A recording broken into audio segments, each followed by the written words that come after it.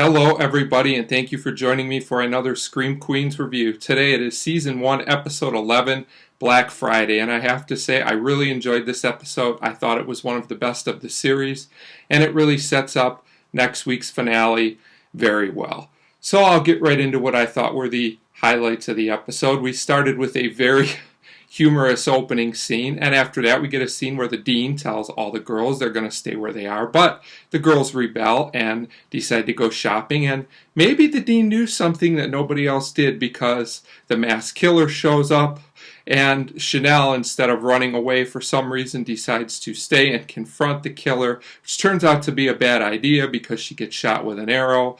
Luckily Denise is there to save her from getting killed. But again, the killer gets away. I have to say that this killer has some of the best escape skills of all time. So then we go to the next scene, and Chanel and the sisters decide that the dean must be the killer at this point, and the Chanels are unsure of this, but Grace backs up our leader. So then we go to a funny Chad and Pete scene. This was the only Chad scene we got in the episode, which I thought was interesting. Pete will continue to act very weird until the end of this episode when he makes a big revelation. And let me just say, Pete is threatened in this scene, and both characters are acting very strangely.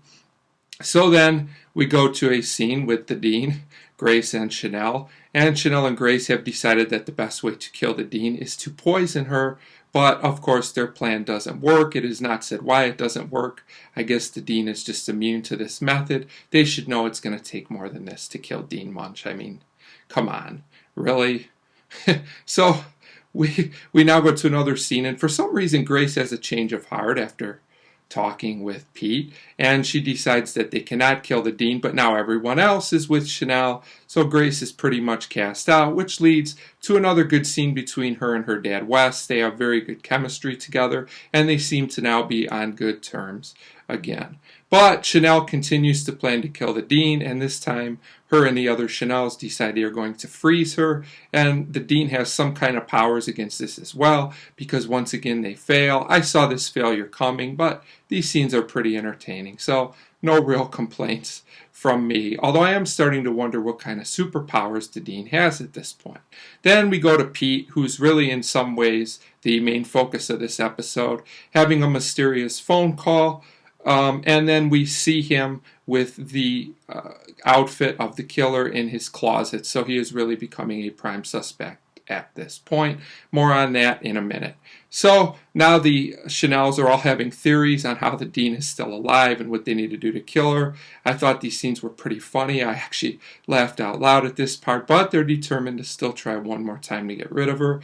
I guess they just haven't learned their lesson yet. So they decide they're going to drown the dean. So this leads to a scene at the pool between the dean and Chanel, and there's a lot of great tension in this scene, some of the best of the season, and it's really starting to look like the dean is still a pretty menacing, almost supernatural figure that might somehow be involved in this, but I'm kind of feeling that this might be a mislead. I guess we'll find out for sure if I'm right or not next week.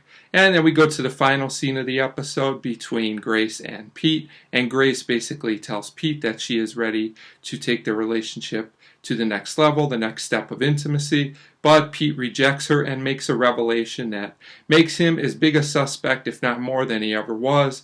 Once again, there's got to be more to this than just that. I have a hard time believing that they would reveal this a week before the finale.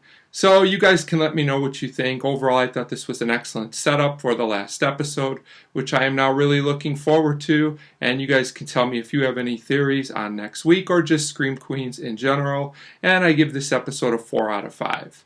So 4 out of 5 for Black Friday. And as always, thank you guys very much for watching.